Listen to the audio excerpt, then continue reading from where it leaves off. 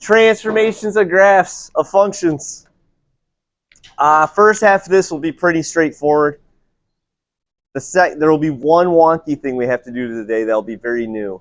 I'm going to try to give you a shortcut to it that'll help you out. Sound good? All right, transformations of graphs. This is 3.5. I think I have it labeled on there. So we're going to start with the base and move it, stretch it, flip it, bop it. You don't have to have these memorized, but if you go further in math, you will. What the basic functions look like. Quadrax, a parabola. Y equals x is a line. Cube looks like that. Okay. Big thing I want you to notice on these graphs is these ones pass through 0, 0. And that's going to be important in the future. If a graph passes through 0, 0, it's going to make our life a lot easier for today's lesson. Which is why we're only going to do graphs that start at 0, 0. Square root function, cube root function. These ones we're going to deal with later. This one we're going to deal with a lot the next two sections, the absolute value function. Okay. And later we'll see some of these. We're not going to dive into trig. We'll do that in pre-calc time.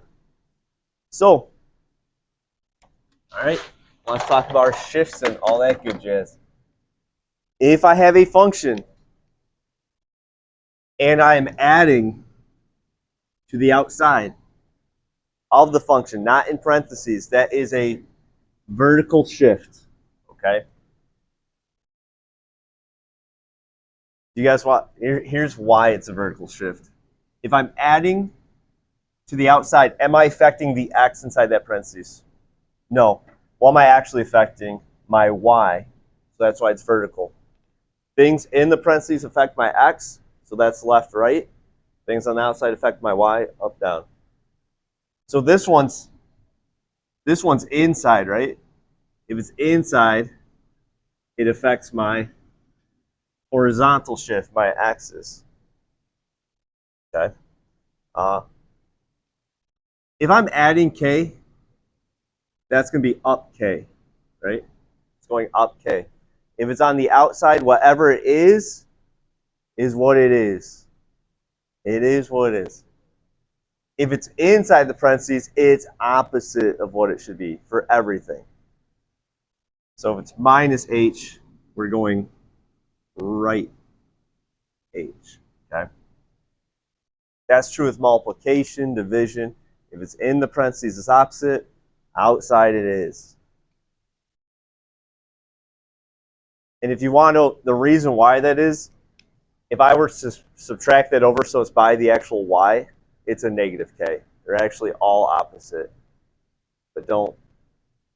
You just want to know inside is good, or inside's opposite, outside is what it is.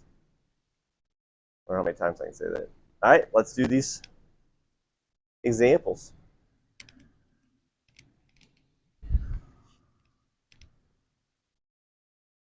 All right. G of x is denoted as the function of f of x minus 7. All right, that's a lot of stuff. Worry about this. Is that by the x or away from the x? It's away from the x. So if it's away from the x, it is what it is. So it's a negative. It's a vertical. So it's down 7. It's a vertical shift of 7 down.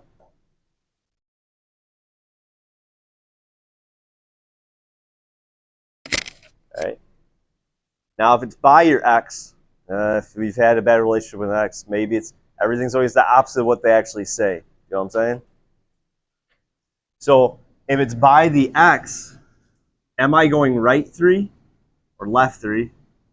Left 3. I'm not going to add 3 to each piece. I'm going to subtract 3 from each piece. Okay? So it's opposite. I'll make sure. 0.5. Too many bad ideas. Uh-oh, this one we're doing a bunch of stuff. Plus 10 is on the outside, so that's up 10. That's in the parentheses, right? Minus 2. So I go right 2, up 10, right 2. Okay? There is a test question like this one. So there is some homework ones like it. Okay? This seems like a pretty straightforward thing, and it is. It's very, very useful, though, in math to be able to shift a graph and not like have to graph it. You can answer a lot of questions on it. We'll get into that more if we need to.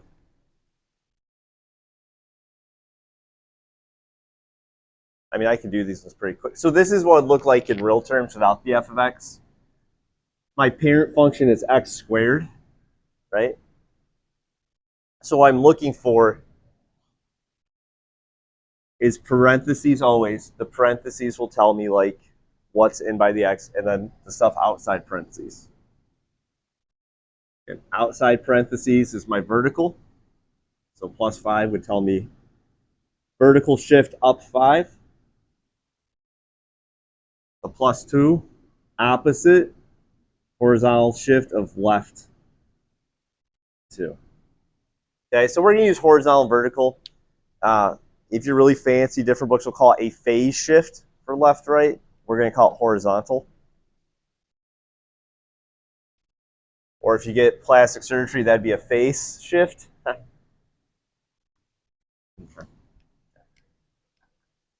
Sorry. You'd think the higher up you went in math, the better jokes get, but they do not. All right. We're a third of the way there. Now, if I want to multiply and stretch something, stretch or shrink it, stretch or shrink it. If I multiply by some number, that will be a vertical stretch of the function. In this class, I'm not going to make you tell me if it's a stretch or shrink. You can call it a stretch shrink of a factor of a. If you go through pre-calc, you'll have to know which one it is. But this is more of an intro to it. Okay. So if it's outside, it's vertical. If it's inside, it's a horizontal stretch or shrink. Sometimes shrinks are called compressions.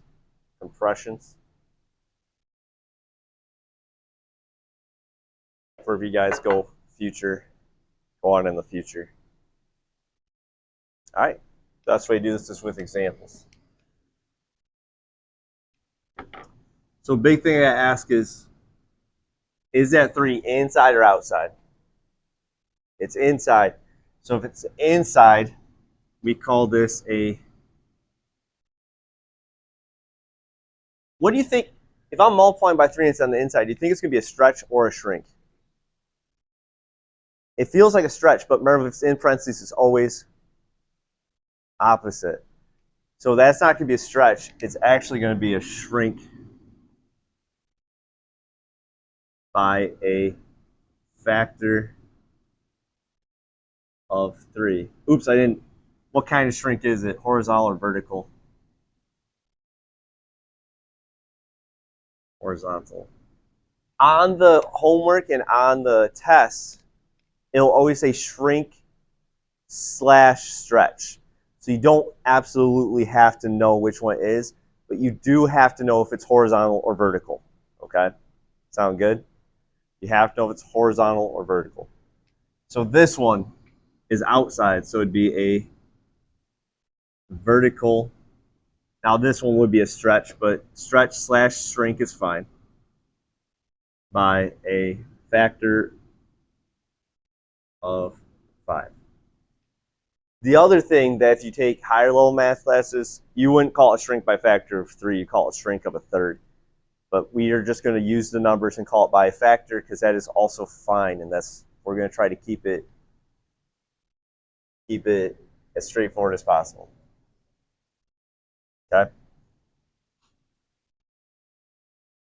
It's inside my parentheses, so that's a horizontal.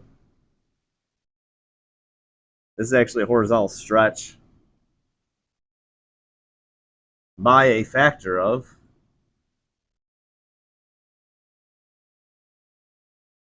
Okay.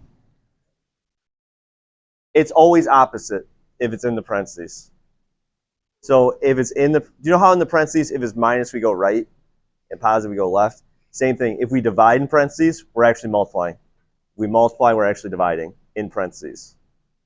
Okay, so it's always opposite. But again, on the homework, it'll say stretch/shrink. So it'll just make sure you know that these are horizontal and that's vertical, okay? And you'll be okay. It was a shrink.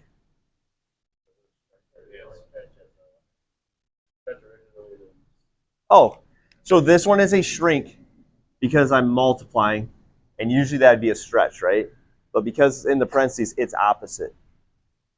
And this one, we're multiplying by 1/4, which is the same as dividing by 4. So it would be, if it's on the outside, it'd be a shrink, because on the inside, it's a stretch. No, that's good questions, good questions.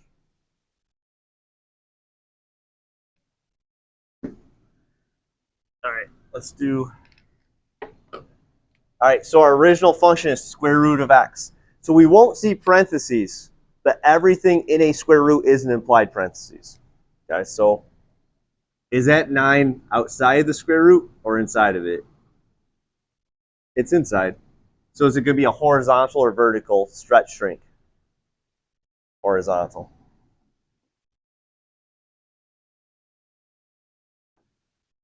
Now again, on the homework, it'll say stretch/shrink, so you don't have to choose which one it is, but so you guys know in case you go into the pre-calc world. But actually, a horizontal compression of 1/9, or you call a shrink factor of 9. Okay. Make sure you know it's horizontal.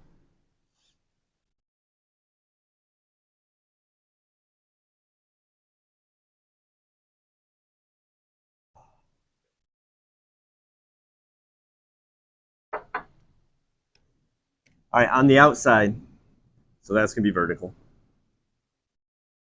And if you want to be specific, vertical stretch. Now this one you can say of 5 or of a factor 5, because that's what you're multiplying it by. There we go. 2/3 of the way there.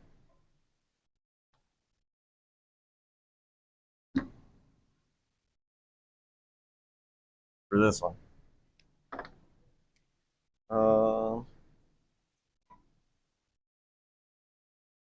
Flipping a graph. How do we flip it? Pop it. Flip it. Translate it. If I put a negative in front. So far, if the number's in front or the number's not in parentheses, I've been affecting my y coordinates, correct? I've been affecting where I go up and down. So if the negative's not in parentheses, I'm not affecting left and right, I'm affecting up and down, right? So we flip it over the x-axis. So think about it this way. If this is my original graph, right, this is my f of x. If I put a negative in front of that and made all my y's negative, it's coming down here. Okay? So again, anything not in parentheses, I affect my y coordinates. Up and down, stretching vertically, or flipping it vertically. You can think of it that way. Everything's vertical if it's on the outside. Right? If I put the negative inside, I'm going to change my horizontal path. Okay, so I'm going to flip it over my y-axis. So if my graph looks like, let's do the same graph for funsies. That's my f of x. My negative, or f of negative x would be over here. Okay? So I flip left and right. There we go. America. All right. It's a lot.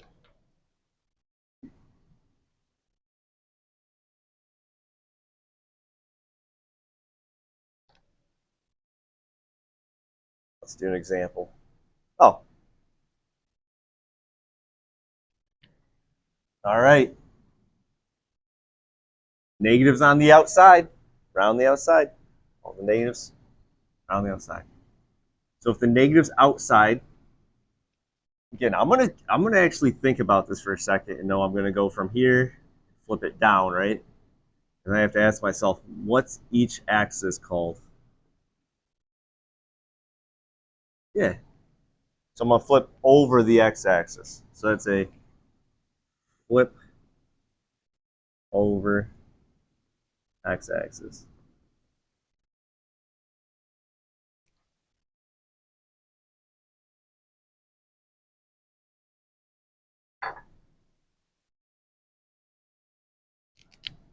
Where this one, I would take this point, flip it over here. I'd change my right and left and my left and right. So I'm flipping over the y-axis.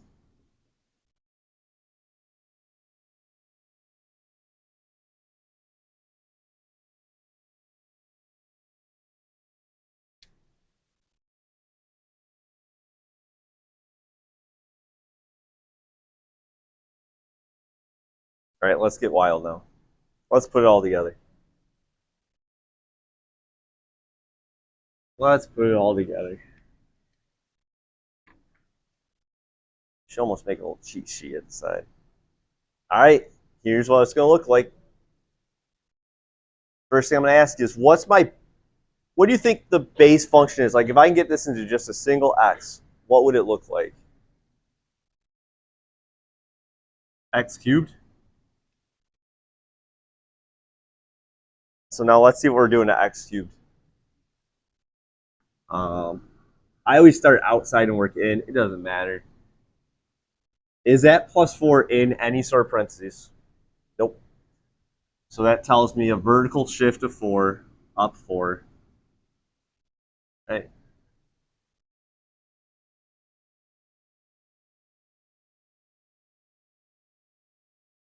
Is that 1/2 in parentheses? No. So it's on the outside. So if it's on the outside, that'd be a vertical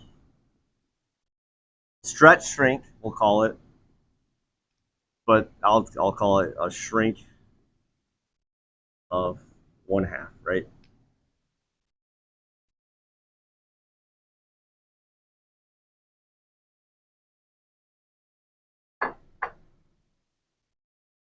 You guys won't get to see it very much in here, but the reason why transformations are important, if I have a graph and I know its domain and range and critical value, like I know everything about it, but then I shift it or stretch it, I just do that to all those points. So I don't have to go through and recalculate it. So like if you're a company and something changes, like your growth factor or your startup costs, you can just shift all your points. You don't have to recalculate everything.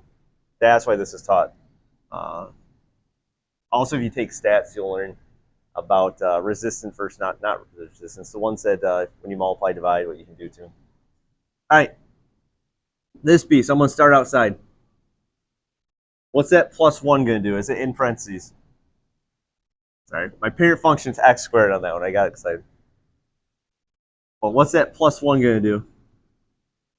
Up 1. What's the minus 2 going to do? It's always opposite. So you think left, but it's actually right. You're right. Right, too.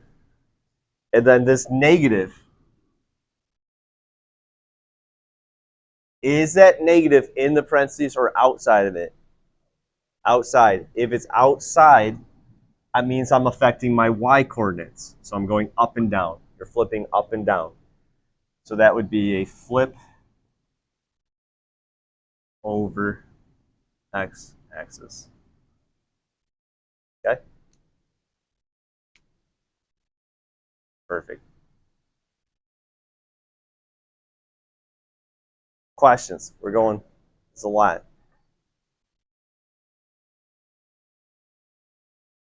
All right.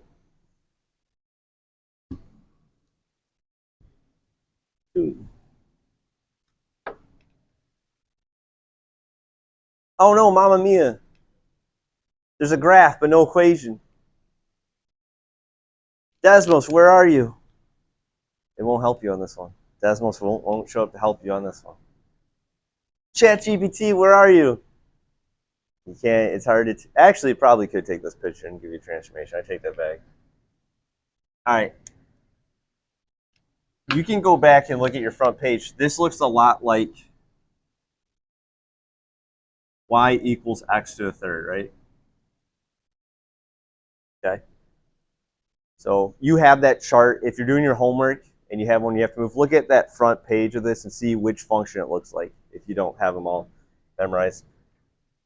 So I told you this is important because it passes through the point 0, 0, right? So all I have to do is find out how did I get here from 0, 0. You know what I mean? Once I find out how did I get there, I can know what my transformation was. So it looks like I went left 2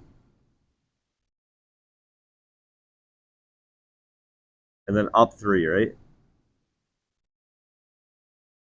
Do you agree on that? I went left 2, up 3. So I know, stand over here so I'm not in the way. I know it's going to be plus 3 at the back end, right? Because I went up 3. Sometimes you can go up dog. Nothing much. What's up with you? Thank you. Extra credit.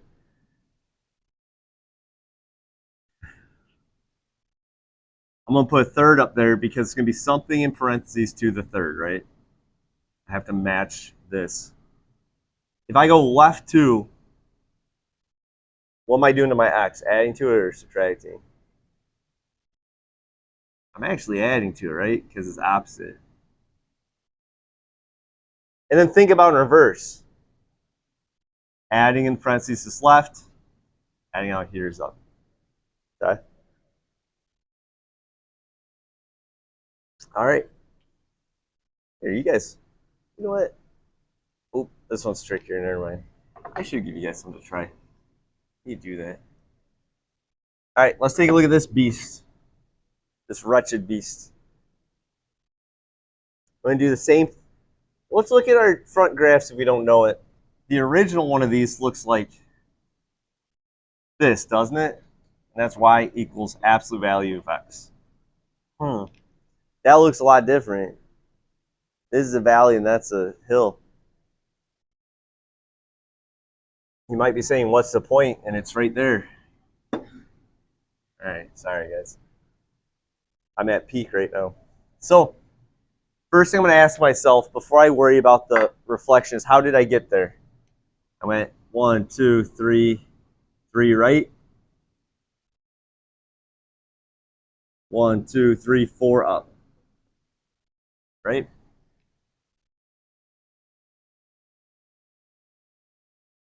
How's that reflected? Is it reflected up and down or left and right?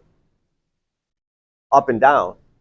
If I'm reflecting up and down, that means the negative is going to be outside the parentheses, right? Because anything outside deals with up and down. I don't know why I wrote y on there. That's bad. So if I'm flipping it up and down, I'm flipping it across the x-axis, there's going to be a negative in front of my absolute value.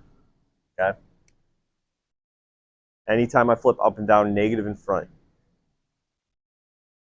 I went right 3. So that's minus 3. We're up.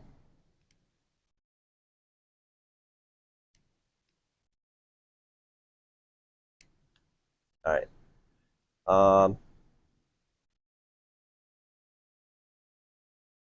If you would like to see how to do this one deals with a stretch as well. But if I recall, I'm not going to make you guys do any of those. Like this one, you have to do a stretch. If you like to watch that, it's posted. But it takes a while. And that, I think that's going to be more of a, if you take pre-calc, you'll actually be doing that with the stretches. This is actually a lot of overlap in the first part. All right. How can you tell if a function is even or not? I'm going to give you a very, very simplified shortcut way of doing it, and then I'm going to give you the proof way, okay? The simplified way is going to be the way you use most often, but I do have to show you one caveat to it. What you need to know If a function is even, I've kind of talked about this a little bit. Even functions are always not one-to-one. F of negative x equals f of x. I'm going to put this over here because I need it as a cheat sheet for a little bit because we're going to use it in a while. So I don't want to forget it. And then odd, I mean, you guys know what it's like to be odd.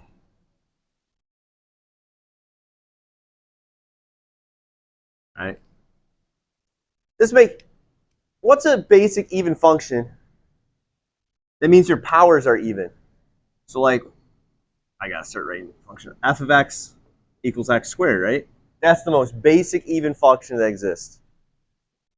So when it says f of negative x equals f of x, what's 2 squared? 4. What's negative 2 squared? 4. So if I plug in a number or its opposite, I get the same output. Is an even function.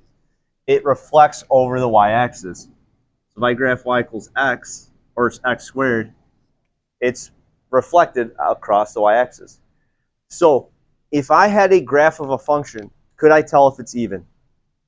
Yeah, it's a mirror image of itself on both sides. If it is not, it's not even. Okay?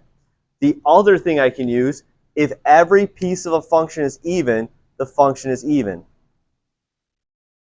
So like if I have x to the 4th plus 3x squared, are those both even functions, even powers? Yes. So is the function even? Yes. I don't have to do any calculation.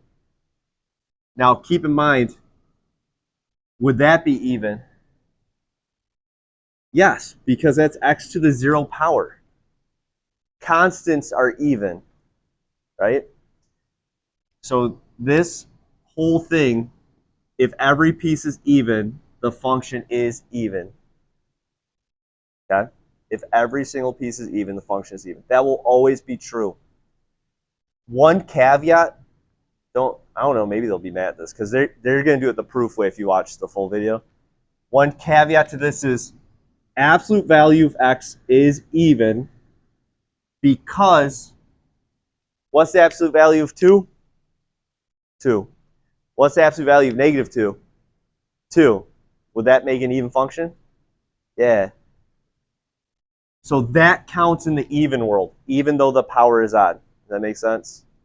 So even powers, absolute value, are all my even functions. There's more to it, but this will get you through 99% of what you would ever see with this. Odd are this. Oh, that's a terrible drawing. They have something called rotational symmetry. If I take this graph and rotate 180 degrees, is it the same graph? If I spin it that far? Yeah. What about this graph? If I rotate that 180 degrees, is it the same graph? Odd functions have rotational symmetry. They're also, which makes sense because negative 2 to the 3rd, our most basic odd function, negative 2 to the 3rd, or I'm sorry, 2 to the 3rd is 8. Negative 2 to the 3rd is negative 8. So what's saying is I can move the negative to the outside, and it works. Okay? So we don't have to do this the proof way. That will save you guys an immense amount of time. Same thing is true. If every piece is odd, the function is odd. If I throw in an even part, like if I see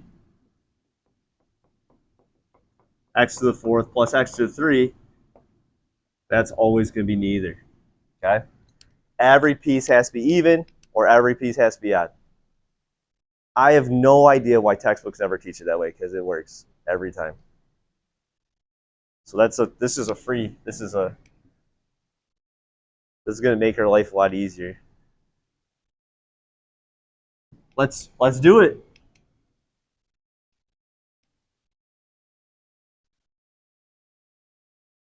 Ooh, there's one tricky one here. All right. Is this even, odd, or neither? X squared, is that even? And then are constants even? So constants are even because it's x to the 0. You know what I mean? That's 1. So this is even. If you want proof, that's just x squared shifted down, right? Does that reflect on itself? Yeah. Could I do the proof with the, could I do this and prove it and plug in my x and do it? Yeah, an algebraic proof? Yeah, but I think we can look at the graph. That's even. Second one, that's odd. That's even. So that means it's neither.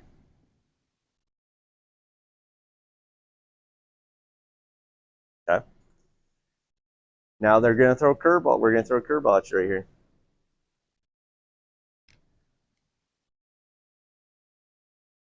What's cube root of x look like? You have it on your graph in the front, but it looks like this, correct?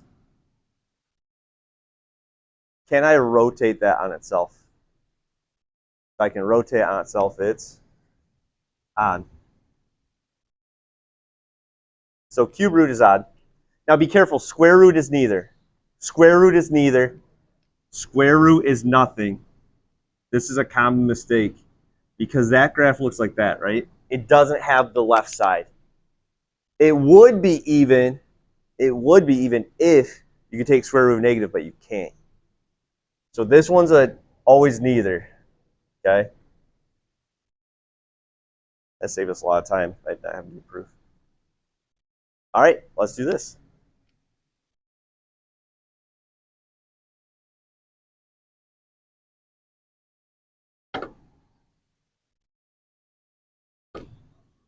All right. Absolute value of x plus 4. Stretches and shrinks don't matter for odds and evens. They don't make any difference. Absolute value of x is an even, right? I told you that's the one weirdo one. And this part is even. So the whole thing is even. Okay. Now be careful. This one I do have a shift. If I shift a graph over 2, can I rotate this around 0, 0 anymore and it would still work? No. Anytime, I shouldn't say, yeah, I hope I'm right in this. I'm 99.9%. Anytime you have a phase shift, you're taking away its ability to be anything. You know what I'm saying? If I move a graph to the left or the right, it's not going to be reflectional anymore, and it's not going to be rotational anymore. So anytime I phase shift for this class, it's going to be a no. I don't think that comes up really hard.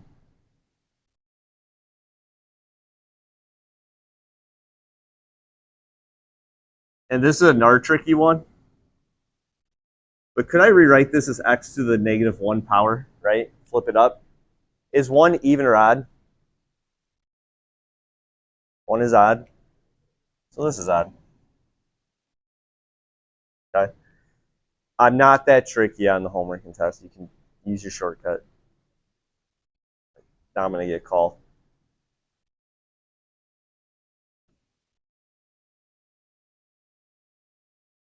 Who would have thought algebra had so little algebra? All right.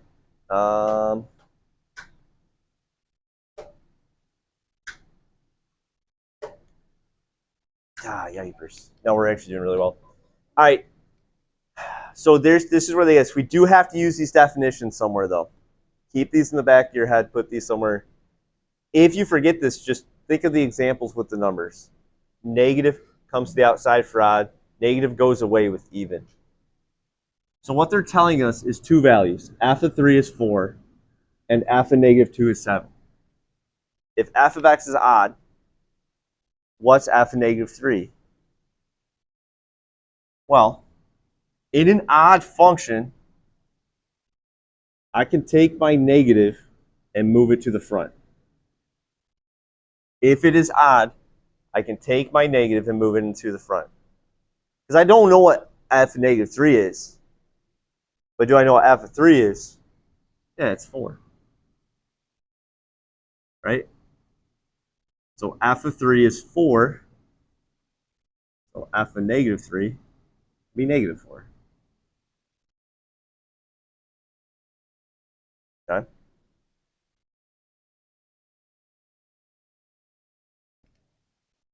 Do I know what f of 2 is? No. But f of negative 2 is 7, right? What can I do with that negative sign in an odd? Pull it outside, right? So negative f of 2 is 7. And then what can I do with that negative to get that f of 2 by itself? I can move it over. That was a lot of work to say, what do I do if it's negative? Just flip your signs. You can flip your signs. Okay?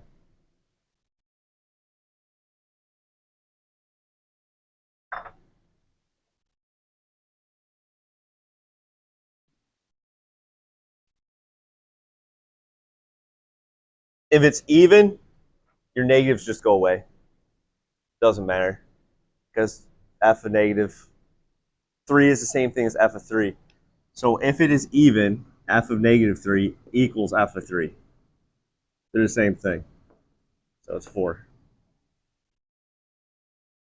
And if it's even, f of negative 2 equals f of 2, which is 7. Okay?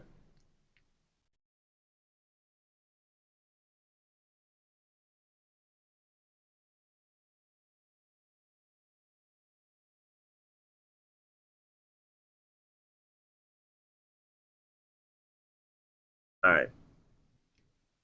Oh, graphs. 2. All right, I have to do this one. All right, if x is even, find f of negative 1 and f of 2. Oh no! Are negative 1 and negative 2 on this graph? No. But if it's even, f of negative 1 equals f of 1. Is 1 on this graph? Yeah. 1, 2, 3. So at 1, I go to negative 3.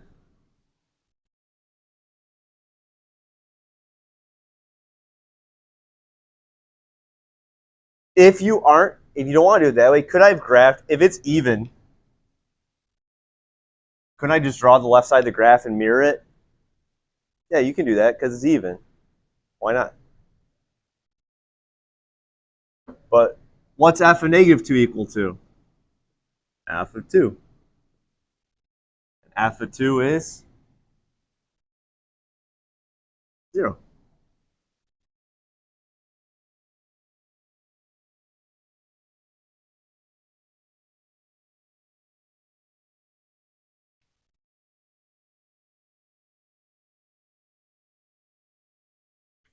It's not even going to be a test question on this.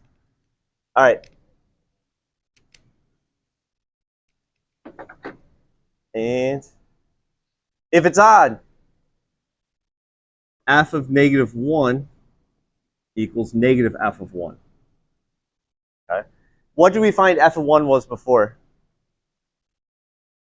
Negative 3, right? So that's negative 3 be 3.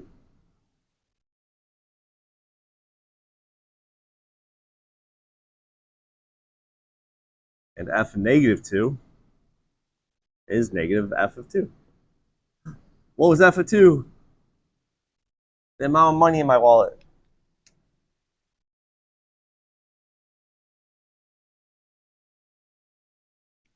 All right. All right. I do have to do 5 minutes of absolute value to stay on pace. Ooh, news.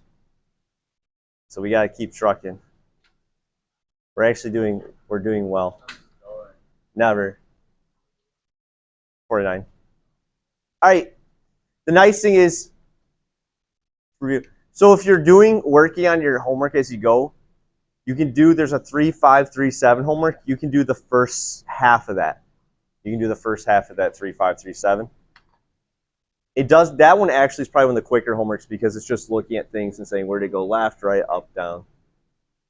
So let's talk about absolute value functions. I'm going to go really, really quick if you guys are okay. All right. When I'm solving absolute value problems, for many of you, you're going to be happy this is back to good old-fashioned algebra. We're just going to be solving equations this section, okay?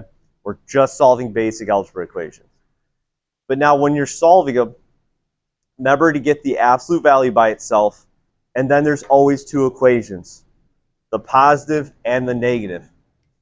Now, if I end up with absolute value equals a negative, it's an automatic no dice, right? Can't do that. All right, we're actually doing really well. So let's do these absolute value questions.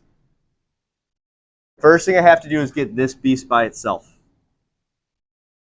So, onion. Oh man, I haven't talked about make an onion. I'm going to add my 7, and I get absolute value of x minus 2 equals 17, right? Once the absolute value is by itself, there's always two equations, always. I'm going to do x minus 2 is equal to negative 17, and x minus 2 is equal to 17, right? Always 2. I'm going to add 2 to all of them, and I get x is equal to negative 15, and x is equal to 19. Okay? So again, this should look more familiar to many of you. Actually, what we do today and tomorrow will look pretty familiar. All right, let's do this one. I gotta get that absolute value by itself. So treat this like one big variable. Add a 14.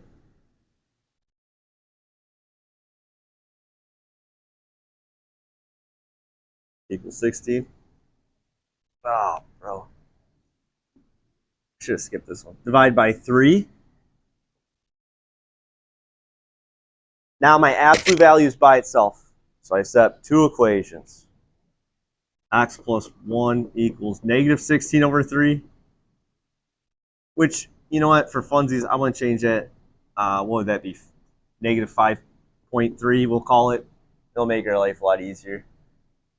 And x plus 1 equals positive 5.3. I just divided that out. Okay? We're not going to, I mean, there'll be some fractions, but not like this. Subtract by 1.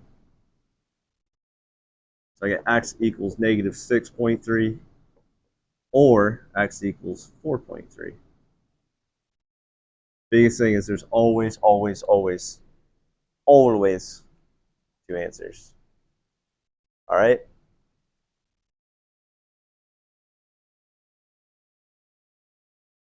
Sound good? All right, so just we won't do these ones. If you like to watch them, you can. Biggest thing is, what are my two equations going to be for this? This jazz equals negative 7.2, and this equals positive 7.2. Down here, subtract your 10, divide by 2, and do it. I mean, that's something, if you want to try those, then you can go back and watch Dr. Webster's and see if you got them right. And yeah, that's where we need to go today. So we're doing all right.